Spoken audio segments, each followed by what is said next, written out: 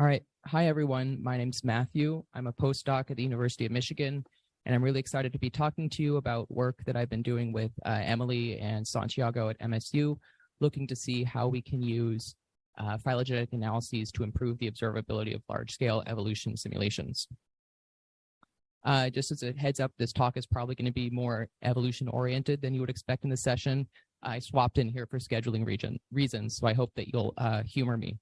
But to start out here, one of the fundamental characteristics of digital evolution that makes it useful as an experimental tool is the rapid rate at which we can elapse generations in the system.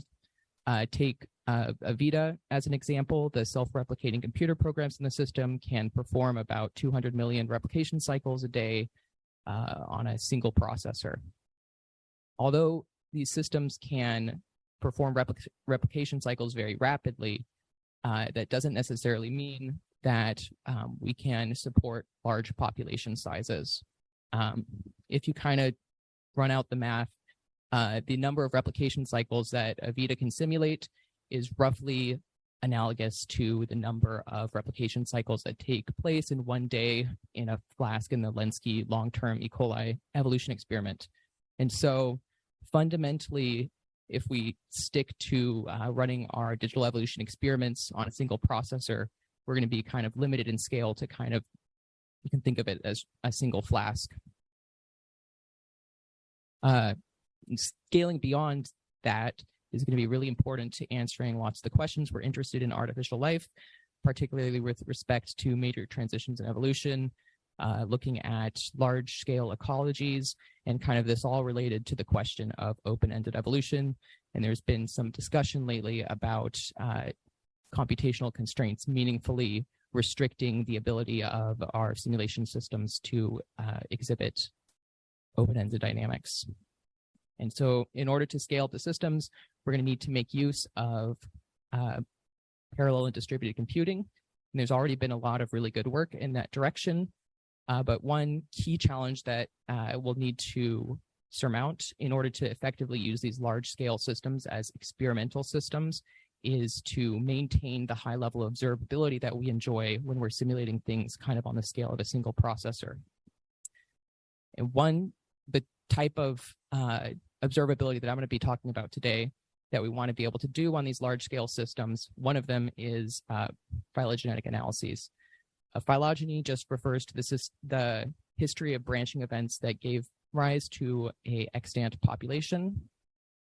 And of course, this can tell you a lot about the particulars of the history of an evolutionary run, but there's reason to believe that we can also use this phylogenetic information to infer deeper information about underlying evolutionary dynamics in the system, stuff like ecology, adaptation, and selection. Unfortunately, pretty much all of the existing work in digital evolution uses a centralized phylogenetic tracking model to facilitate phylogenetic analysis. Basically, everything gets reported to a central data structure, and you can compute a perfect pedigree of the hereditary relationships inside the system. This has some major challenges in scaling up to parallel and distributed computing, where we're going to have more and more data flooding if we try to centralize everything, flooding the centralized data structure. This is going to introduce communication overhead at runtime, and also at large enough scales, we need to contend with the inevitability of missing lost data. And if you lose data in the perfect tracking scenario, you can end up with completely disjoint parts of your phylogeny that you don't know how they connect. So how can we do phylogenetic tracking without how can we do phylogenetic analyses without centralized tracking? Well, it turns out there's rich inspiration we can take from biologists, because this is basically all the phylogenetics that they do. Grab a set of organisms, extract some genetic material, do a bunch of computationally intensive comparisons between the genomes, and you can infer, you can guess, an educated guess of the phylogenetic history of the system. The problem is that, this inference problem is really hard. It's a whole field of study. So ideally, we would like to avoid this in ALIFE. But luckily, we have complete control over how our systems work, so we can design our genomes to facilitate phylogenetic reconstruction. And this is kind of the line of thinking that's given rise to a lot of the work I've been doing lately with Emily, basically designing genetic material to facilitate robust, easy phylogenetic reconstruction. We call this hereditary stratigraphy, and the general idea is that this can be a general purpose methodology. You can attach some of this genetic material as a neutral annotation onto genomes in whatever system you're interested in. And then as the system evolves, the special genetic information will be inherited, and you'll end up with your set of evolved genomes and also a corresponding set of evolved tags. And then you can grab out these tags and do the fast, easy, robust phylogenetic inference. That I'm not going to talk about how it works right now, but I do have some pocket slides if people want to ask about that in the Q&A. All right, so in order to do our whole program here, there's a few steps we're going to need in order to use phylogenies to infer about underlying evolutionary dynamics in large-scale evolution systems. First, we're going to need to be able to estimate the phylogeny instead of tracking it.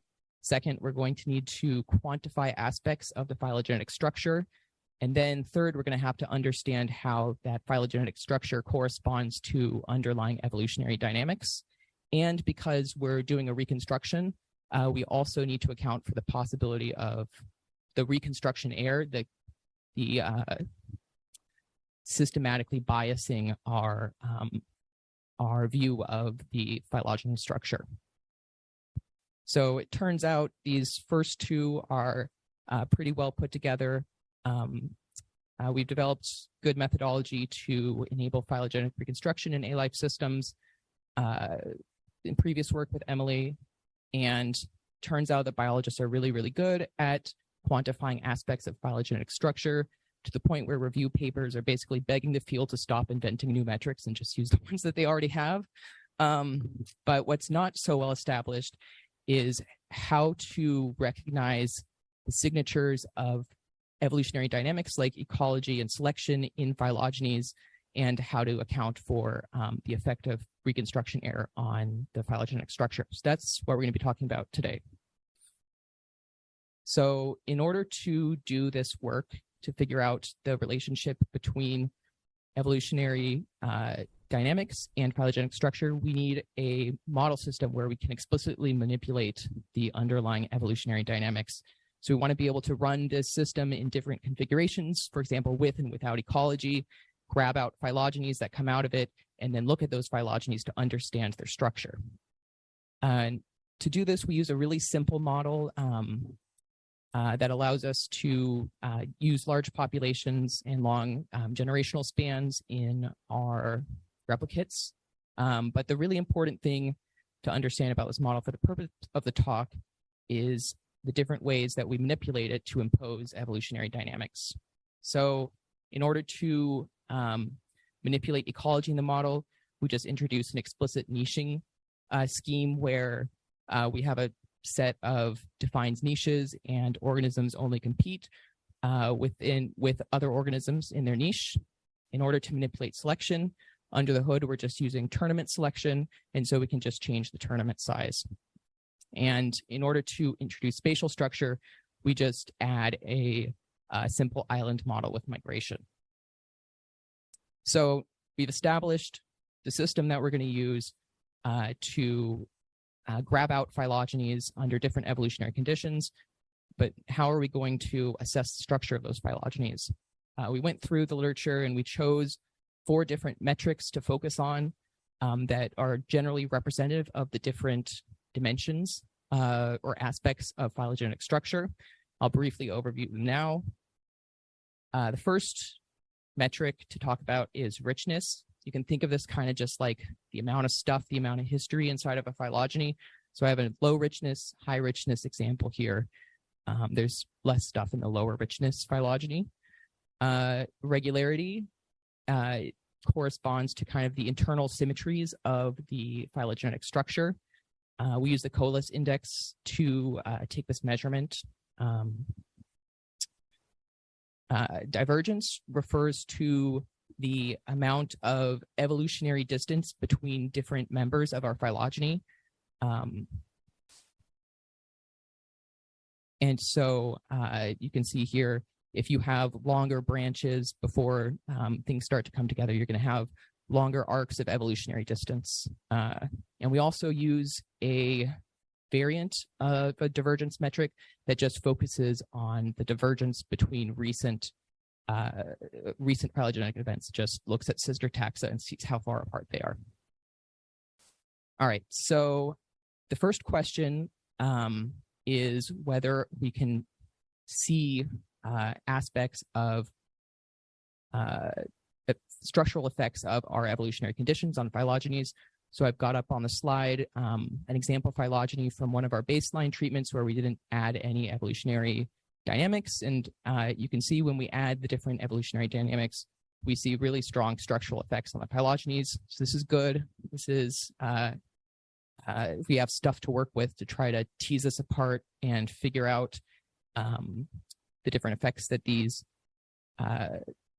dynamics are having, because they're having an effect. I'm going to show a summary of the effects of these different evolutionary conditions on our 4 phylogenetic metrics. It's going to be a heat map. On the x-axis is the different evolutionary conditions. On the y-axis is our 4 different metrics. And this is in the heat map. Gray will indicate no effect on a metric. Red will indicate a strong positive effect, and blue will indicate a strong negative effect. So the first thing I'm going to bring in is we did a few different ecology treatments. So that's what is up right now. And then if I bring in the rest of the conditions, looking at selection pressure and spatial structure, you can see that the ecology boxes are a lot lighter. They're having a much more subtle effect on phylogenetic structure than selection pressure and spatial structure. And so because in distributed systems, we inherently expect populations to have aspects of spatial structure, this led us to wonder whether kind of the presence of spatial structure would swamp out the signal from ecologies and we'd no longer be able to detect it. So we did a follow-up experiment looking at whether we'd be able to detect ecology in the background of spatial structure. So what I have right now is just one of the phylometrics, richness, without spatial structure in the baseline treatment. Without spatial structure, we don't see an effect of ecology on this metric, but when we add in spatial structure, we actually start to see a stronger signal from ecology on this metric. And this pattern also appeared in one of the second phylogenetic metrics where we weren't seeing a signal from ecology before. So this is a hopeful sign that spatial structure is actually accentuating the detectability of ecology rather than just swamping it out. The last thing to touch on is phylogenetic reconstruction error, what effect this is having on structure. So I'm going to kind of toggle through. You can see as we introduce error into this phylogenetic reconstruction, we're getting a coarser and coarser structure. So the question is this biasing our phylometrics? In the interest of everyone's sanity and time, I'll just cut to the chase, which is that yes, reconstruction error does bias the phylogenetic metrics. However, getting around 3% relative accuracy was sufficient to minimize most of the bias. And the bias is generally consistent across the evolutionary conditions, which will make future analyses much easier. So to wrap up here, the most important thing that I want to highlight is the whole point of this project is to generate methodology that can be applied across all kinds of different cool ALIFE systems. And so I really hope that you'll take away stuff that you can apply in other experiments. We've established baseline expectations for phylometric effects that you can test for in experiments. And if you're running a distributed evolutionary algorithm, aiming for about 3% relative reconstruction accuracy seems like a good choice to minimize bias.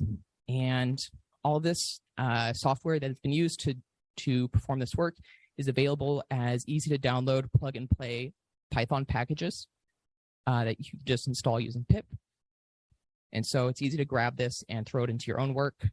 And everything I've been talking about focuses on asexual systems, but we are working on extensions of this methodology to sexual systems, and hopefully that will be coming out soon.